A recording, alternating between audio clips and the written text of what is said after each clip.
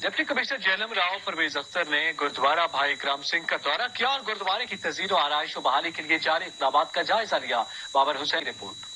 Captain محمد محمود نے deputy commissioner Jhelum Rao Pervez Akhtar کے ہمراہ گردوارہ بھائی کرم سنگھ جہلم کی تزئین و آرائش و بحالی کے لیے جاری اقدامات کا تفصیلی دورہ کیا۔ صفائی ستھرائی میں جاری ترقیاتی کاموں میں تیزی لانے کی ہدایت دی۔ اس موقع پر ڈپٹی کمشنر جہلم راؤ پرویز اور نمائندہ NGO رنجیت ناگرا مس رباب نے گردوارہ کی بحالی کے عمل کے بارے تفصیلی بریفنگ دی۔ انہوں نے بتایا کہ گردوارہ سائٹ کو اصل حالت میں بحال کرنے کے لیے کام کر رہے ہیں۔ ان کا کہنا تھا کہ عبادت گاہوں کی حفاظت کرنے، ان کی دیکھ بھال کرنے، ان کو اصل حالت میں بحال کرنے کے لیے کام کیا جا رہا ہے۔ آپ ہمارے عملی طور پہ اقدامات دیکھ رہے ہیں موقع کے اوپر، اس سے آپ کو بخوبی اندازہ ہو رہا ہوگا کہ حکومت پاکستان اور پنجاب ان پرٹیکولر کتنا زیادہ توجہ اور ترجیح دے رہی ہے ایز فار ایز ہماری جتنی مائنورٹی کمیونٹیز ہیں ان کے ریلیجیس پلیسز کی پرزرویشن، پروٹیکشن اینڈ ریسٹوریشن کے حوالے سے۔